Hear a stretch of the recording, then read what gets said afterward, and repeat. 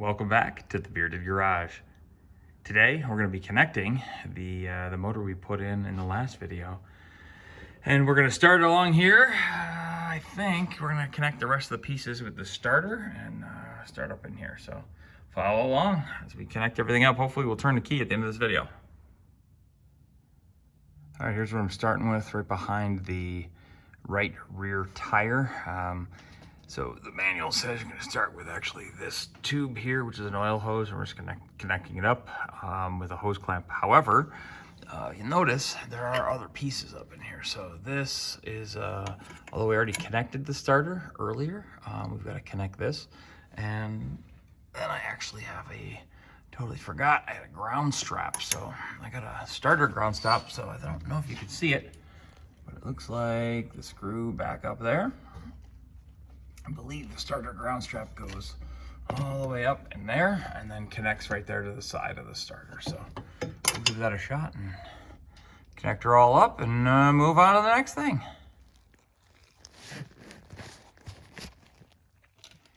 All right, after a wee bit of screwing around, you can see I've connected the ground of the starter here up above. You can see the end of this one right there. All I did was put it on a long extension. I put the nut on a long extension and slid it up there. And then this wire here is on top of the starter with the nut that came with it. So that's it. This is now connected. Oh, and I did this oil line, so and that's nice and secure.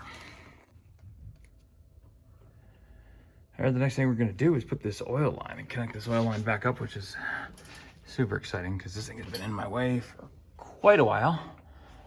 As you can see, it goes right up on this guy right here. All right, so it's gonna go there. I just cleaned it, cleaned both sides. And then this is a 32 millimeter nut right here. You wanna crank that bad boy down. And now we're gonna slide this mounting piece back. I believe she mounts right there.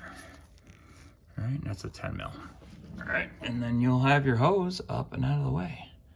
Sweet. Another quick note on the oil return line. After you can tighten this guy down, but there's actually a spacer that goes here that I forgot to mention before. So just make sure you are, I had to go find that. So you want to make sure, because it doesn't actually sit up flush, and it kind of looked like it was flush before when I showed it in the previous section. So, all right, and that's what she looks like. Next thing we're going to install is this cross brace. You can see I actually left the bolts in from when I took it out. So this guy goes towards the back here. Only goes in one spot, and it mounts right here. They are 15 mil bolts, and I'll show you once I put it in. It's nice and simple back towards where the drive shaft connects, I think, or to the the shift linkage connects. All right, and I think it mounts right there, and on the other side, right there. Here we go. So this is the cross brace in place. We gotta torque those down. It is, looks like about 48, well, looks like it is 48 foot-pounds. Next thing we're gonna install is the rear cross member. I'm gonna show you where that goes.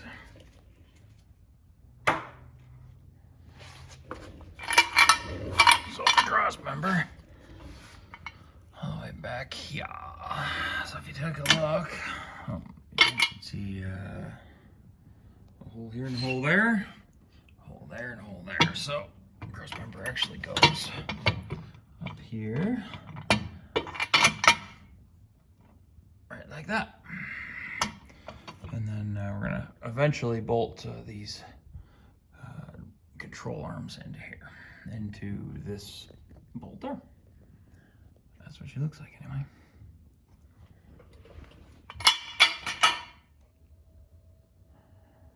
All right, with this cross member loosely in place, I put a 18 mil box on there, and I take my torque wrench. It's just a 16 mil torque, and I am going to tighten this to 88 foot-pounds. So, oh, I'm gonna drop one on my junk. Oh, that's great. All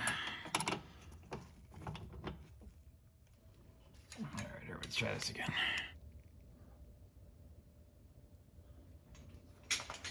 All right, with the cross member in place, we got a 18 mil box end on the back and a 16 mil socket on my torque wrench. I'm going to tighten this to 88 foot-pounds. There we go. See if we can get the other one in the back.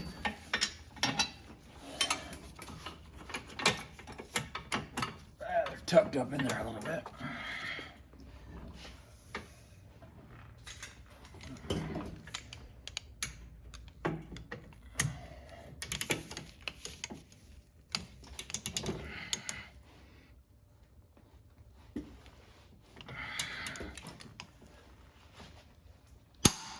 There we go. 88 foot-pounds. Cross members in. All right, to put this control arm back in place, here, it goes up in here. So I'm gonna take this bolt out. It only goes one way. By the way, this bolt is a concentric bolt. You can see that. It's actually got a weird look to it. All right. So you're supposed to mark it when you take it out. Now, I can tell you, fortunately, sometimes you don't have to mark it because the bottom of your engine is so scuzzed up that you can actually tell where it was. So I'm lucky enough for that. But I'll show you how I do this. It looks like there's not a big, but a little trick to it.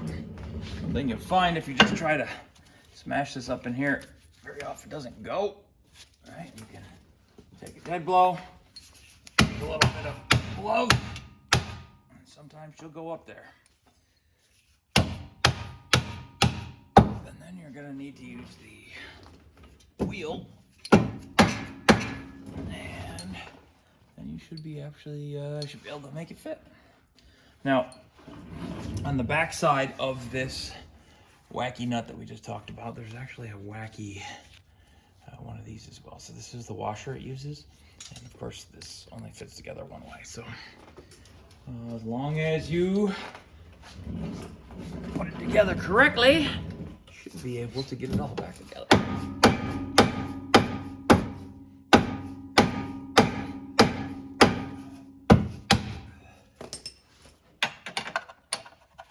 Should I get it through yet?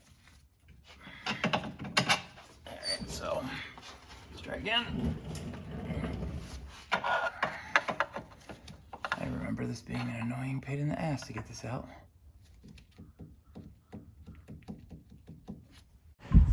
So as it turns out, I didn't know how to get this cross member in with the control arm. And the next 20 minutes I spent struggling trying to figure out which way to go. Looks like the driver's side is a real pain because in the end the bolt doesn't fit because of the muffler. So what I did is I dropped the control arm on the other side and disconnected it, moved everything around, and then you're able to put this in. The problem is once you put the control arm up, you can't get the bottom bolt of the cross member in if you try to lower it and connect it. So a couple things that were a pain, but I skipped through a bunch of it because frankly it's just me going, what in the hell am I doing here? So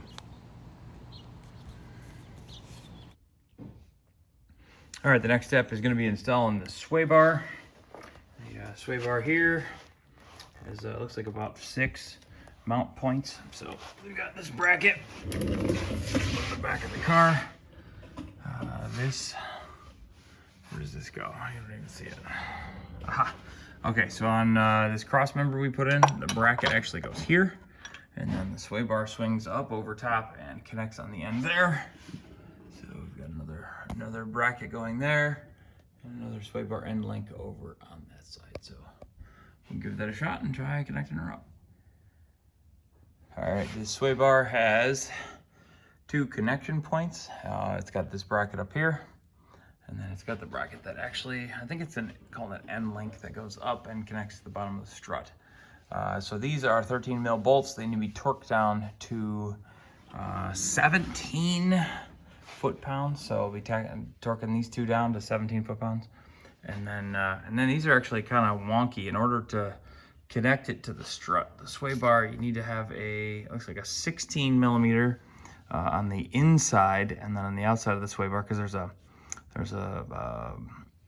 half nut there that you can grab onto, and then on the outside is a 15, so 16 and 15, and then this gets torqued down to 34 foot-pounds. So we'll torque this all down and move on to the next step. The next job is to install the heat exchange pipes. So this is what they look like. So this bad boy here was run through the ultrasonic cleaner. You can tell I cleaned this one. And for comparison, let me show you the other one. I have not cleaned this one yet, so I'll do that before I put her in. These go, you can see this spot right there. These tuck up underneath the axle. Sorry, these tuck up underneath the axle like this, and then slide under that boot. And at every point you have a joint. You have a one of these hose gaskets or hose clamps. All right, I'll show you once I got them in place and easier to work. So this heat exchanger pipes actually mount in a couple of spots. So you see there is a mount point here, right, coming off that bracket, and a mount point here, which goes through this cross brace, which is awkward because it's a 5 mil hex head that goes up through here, right, and then through the other side of the bracket there, and then you tighten it down. So it's a little bit awkward, but it's actually easy enough. All right, now these heat exchangers are in place. All the hose clamps are in. You can see I clean these up all the way up to there. And then same for the other side, starting here. The bracket is right there. And then, yeah, that's just from me just trying to clean it down a little bit. Same thing all the way back. So that is the heat exchange pipes. Now they're fully installed. This bad boy's coming together, isn't it? All right, next on the agenda here today is the shift linkage. So this is the selector rod for the shift linkage. There's a unique bolt that goes in there. It's got this shoulder on it. And actually the way this works, I believe, is, so I had the zip tied up from earlier when I took it apart, just to keep it from falling. So just untwist this, pull that bad thing out of there. I think you just pull the boot back. You see I'm trying to do it with my hand. Trying to do it while I have one hand on the phone. So you literally pull this back. When it's pulled back, you can pull it forward and slide it on here. Focus. There we go. You can slide it on here like that. And then we just screw this in place. And I think that's it.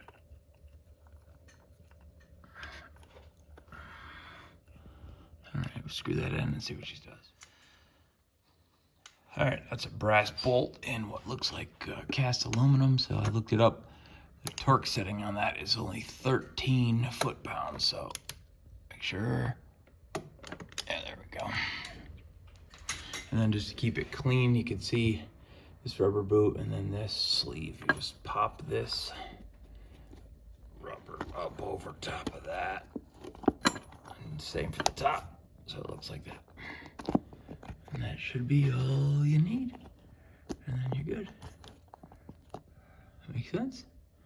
Looks like it. Looks like it to me. All right, chip linkages together.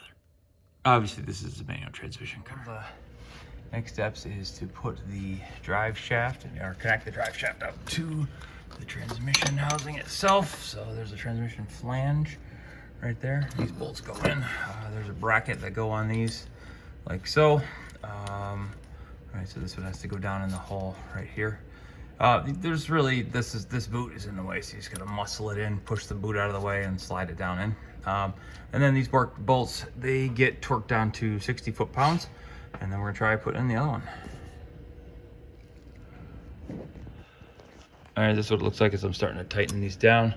I will tell you that if you want a little bit more sanity in your life, open the car, take the parking brake off, and put the car in neutral, and you'll get this. So you can actually get to each of these bolts. Otherwise, you got to reach up and around. It's a super pain. So maybe obvious, but it'll save you a little bit of time.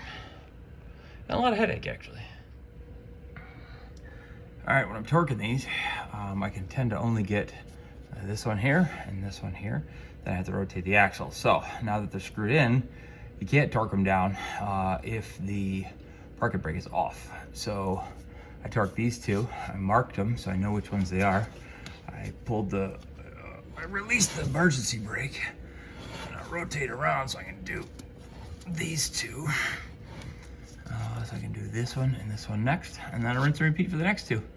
Torqued them to 60 foot-pounds, and that's all she said.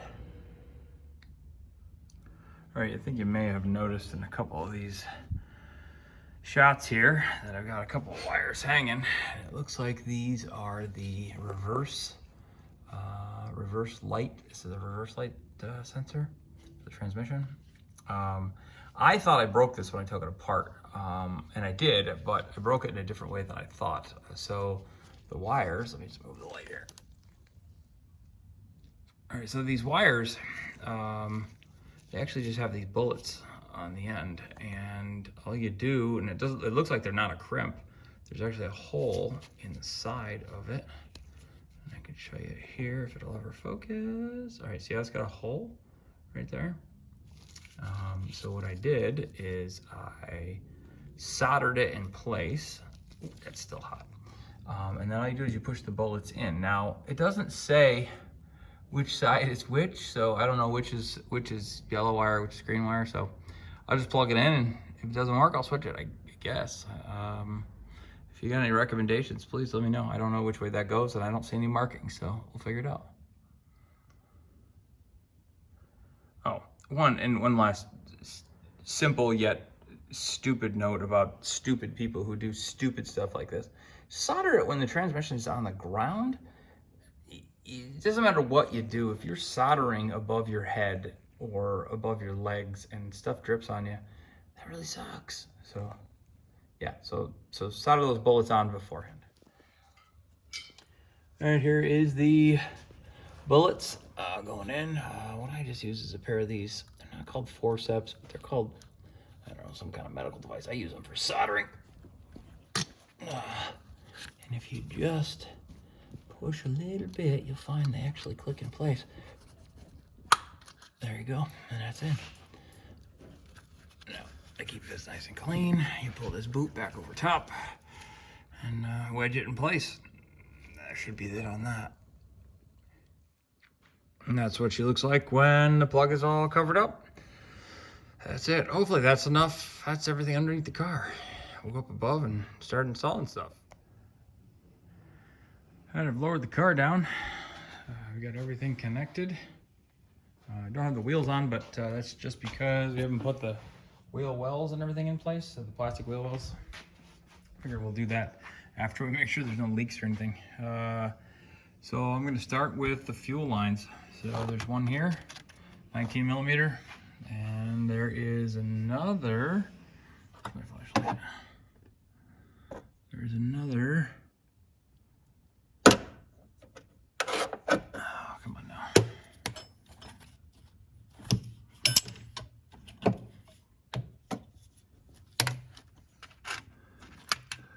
There's another fuel line.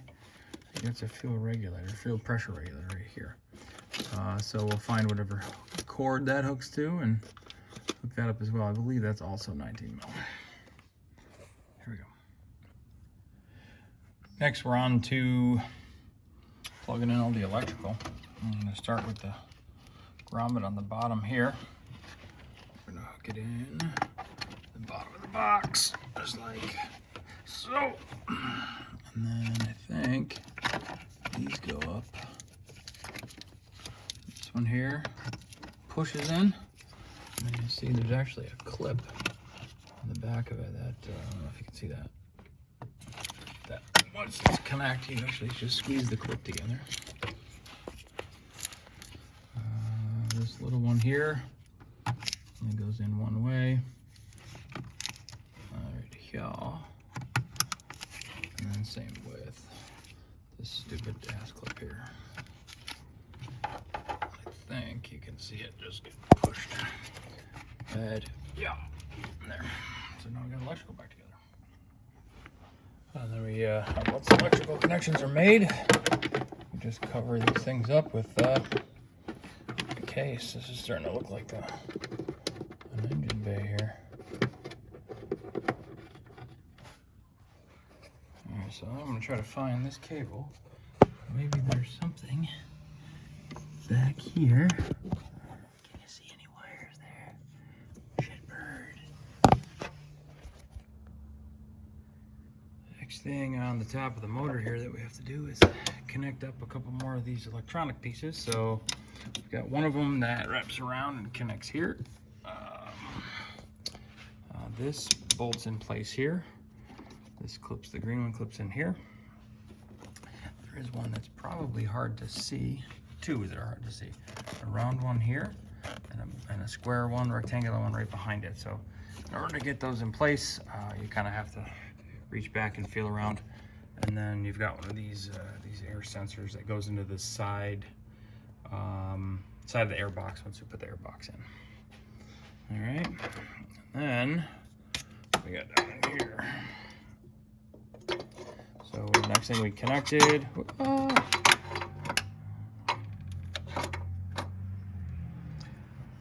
so down here, the next thing we connected is the power steering line. So we got one here. We got one down below it here. This nut that's obviously not tightened yet, but these are the two that we want. And then in the back of the engine bay, those are some engine breather hoses. So I actually have taped mine when I took them out, so you can see the ones that go together. All right, so we got 3 on either side. So plug those in, should be good. All right, one of the last things I want to do before I fire this car up is put the muffler system on. So here's what we're going to do. We're going to put the muffler system in. This is it's mostly just these two brackets here on the table, right? And if you remember, if you followed any of the videos before, these are rusty ass bolts. Well, they're only, you know, $1 or $2 a piece, so I just replaced them. So I got new ones. However, I'm never comfortable with O2 sensors. They always seem to be a pain in the ass. So it's a 22 millimeter wrench. If you got them on the bench, it's a hell of a lot easier work. So what I'm gonna do here today is I'm actually gonna disconnect them all. And before I put them in, I'm gonna do two things. One, I'm gonna clean them. Let's focus on that, come on. Focus, focus, focus. There we go. So I'm gonna clean that up. I'm gonna do that with a Brillo pad. Right, do it nice and gentle with a Brillo pad, and then I'm gonna put some anti-seize on them. So if I happen, I'm hoping not, but if I happen to have a problem with these O2 sensors, once they're in the car, maybe I can even get them out nice and easy. So we'll give that a shot and see if it makes a difference. Then we're gonna raise this up into place. I think the key is what I'm gonna try to do is, if you can remember, we put that bracket right there in.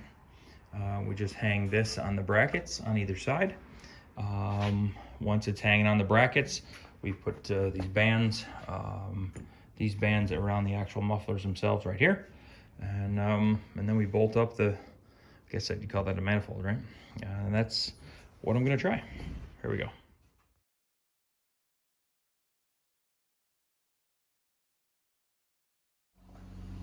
All right, now we're just gonna raise it in place. Hopefully we can get around these brackets and hang it up there, see how she starts to fit.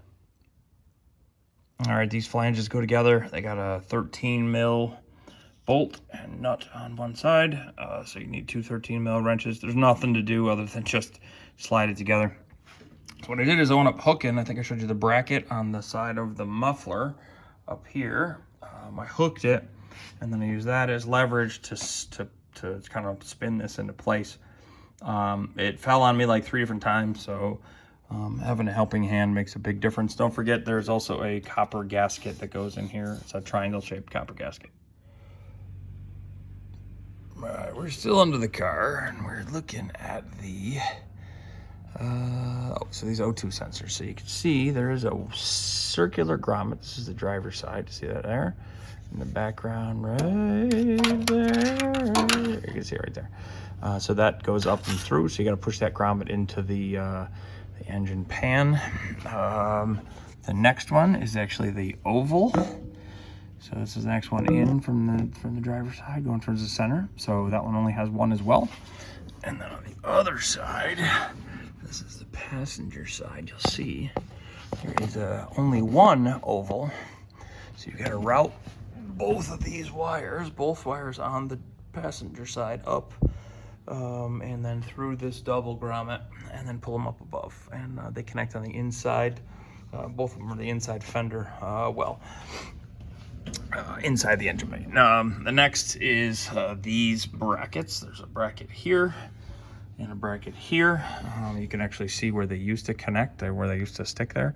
Right, but if you turn around so you can see it, I think you can see, here we go. There's actually a groove there for them to fit in, so you can do that. And tighten those bad boys up. Sorry for the shaky video. All right, the last bracket around the muffler is this guy here, so you can see the nuts on top. Putting a new bolt through it. Unfortunately, you have to thread it around the bracket on the back. The only way I found to do that is actually start with the top. So here's how I do it. All right, I'm gonna take this little one. I'm gonna bend it straight. Bend it a lot straighter. And then we'll get back here. You can see that bracket there. You slide it down over, and then pull it through, and bolt it in the front. Once you pull it around from the back side, connect them here, and it's a 6mm Allen to hold it together. As earlier, we brought the O2 sensors up and through the bottom engine tray. All right, so great thing is these are color coded, so there's 2 of them. There's a gray one there and a black one here. They only fit in one way. As you start to slide them together, this red thing clips in. Ready? And then the last piece you snap into place, and then they actually clip into the wall over here on the side. Just, oops, put it crooked. Let me see what you got here. Like that. And that's how those go. Before I put the blower motor back in, I figured I'd take this apart quick to see what's in it. And it looks like there's some shit inside. So clean that up before I put it all back together. All right, so I just connected up the blower motor. There is a 1 bolt that goes through here, as well as a spacer. And then another one that goes right behind it. You can't see it, but it's the same. They're both 10 mils. Once you do that, there is also an electrical connector right there. All right. And the next piece to go in is this guy. So this goes in here. So this will connect to the motor, or blower motor. And then we're actually going to connect, looks like an air sensor in there. All right. All right, now that that's in place, looks like the last component to the blower motor. Just kind of get jacked right in there. All right, and then you use these to screw it right in place. There's some more, I believe these are just some more 10 mils. And that is looking like I'm almost done. Good night, I'm almost done, so.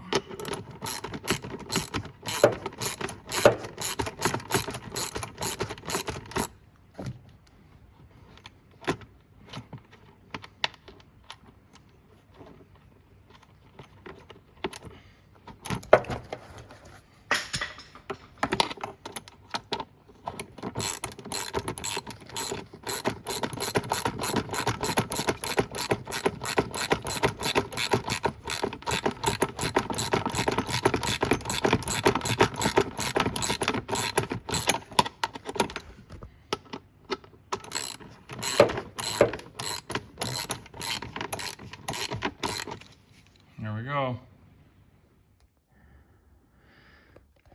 All right, so we put the AC back in. That's actually simply 4 bolts and a belt that goes down here under the front of the pulley. You can see it down there. See if I can zoom in. There we go. Got to make sure once we finish that to connect the electronics for that. So that goes, it's this guy here, plugs into this guy here, and I won't be able to do it with a cell phone in my hand, so. That's it. Now I got to put some fluids in. See how that works out. Maybe oil first. I can't believe I'm actually to the point where I'm starting to put oil and fluids in this bad boy. So I'm going to start by putting Mobil 1 0W40. I'm going to start with these 5 quarts. I'm guessing it'll take probably 11. I haven't changed both filters and dropped the lines. I'm guessing it's going to take 11 or 12. So we'll see how this goes and how much it'll take. All right, so I just learned a lesson I hope you don't have to learn. It will not take 10, and I knew that. I think this car is 12.1 quarts, but unless you take the whole motor apart, you're not going to get it all out. So you want to put in about 7 on a job like I'm doing, an engine out job. Because if you try to put in 8, it spills all down through here, and it overflows right over the top of this, right over the top here. It comes right out the top because it don't take any more. So if you can see it in there, right? So it'll take 8, and then you want to start it up and let it get sucked down on the engine. So what we're gonna do now is we're gonna put in power steering fluid, but I learned a little bit here. I'm only going to put in a little bit. You want it to just barely show up on the stick in the power steering reservoir. And so what I'm going to do is bump start it. So basically not completely start it, but just turn it over, let everything turn, suck it in, and then check everything again. So don't make that mistake. Kind of sucks to clean it up. All right, this is it. This is the culmination. Hopefully, disconnected the battery. Hopefully it'll turn over, see what she does.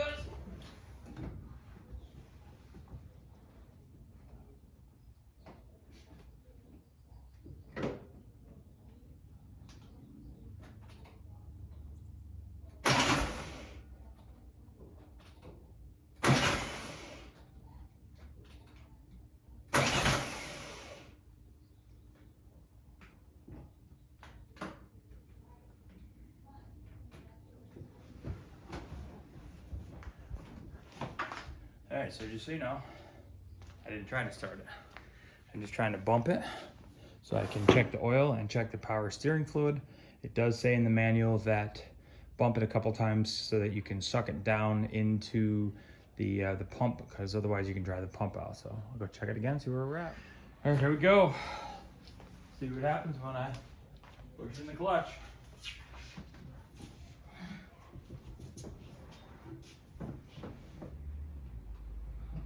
What do you think, Al? You guys think it'll start? I think it should.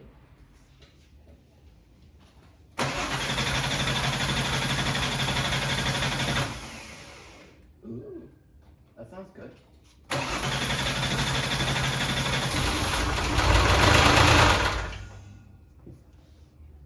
Oh my god. What? Oh my god, what?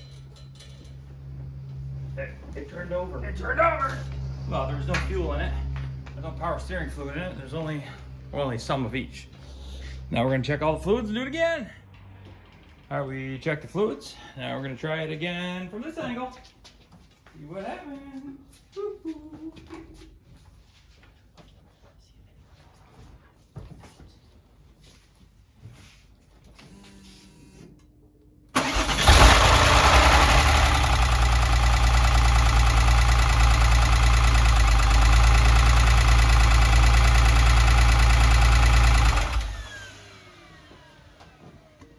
Well, she sounds a little loud. It's probably because we just need to check the fluids again. All right, able to put another quart of oil in and probably another 6 ounces of power steering fluid. which is good. Hopefully it'll sound a little better this time, right guys? Yeah.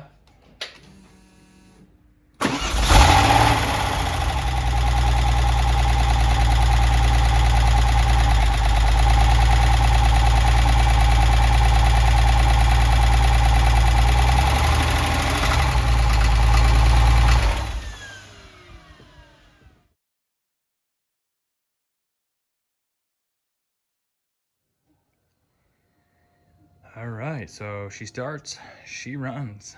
We've got the oil and the power steering fluid up to where we need it. Now we're just gonna put the bumper back on. I might actually take it for a spin before I do that though, just to make sure I'm hearing what I want to hear and making sure everything's going well. So this is looks like it's coming up on the end of this project. This is awesome.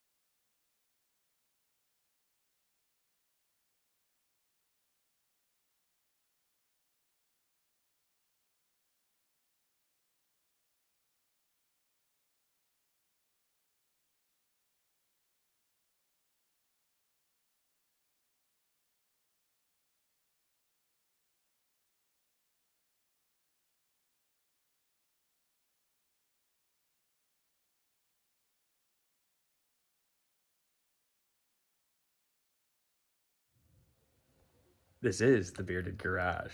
This is the end of, or at least our series of putting the, taking the motor out and putting the motor in on this car. 1997 Porsche 993. Elapsed time from beginning to end was probably 6 months, but a couple other jobs mixed in there and a full-time job working on other stuff. So if you like these videos, click subscribe, smash that like button, and we'll stick around for a while. All right, see you next time. Oh yeah, America.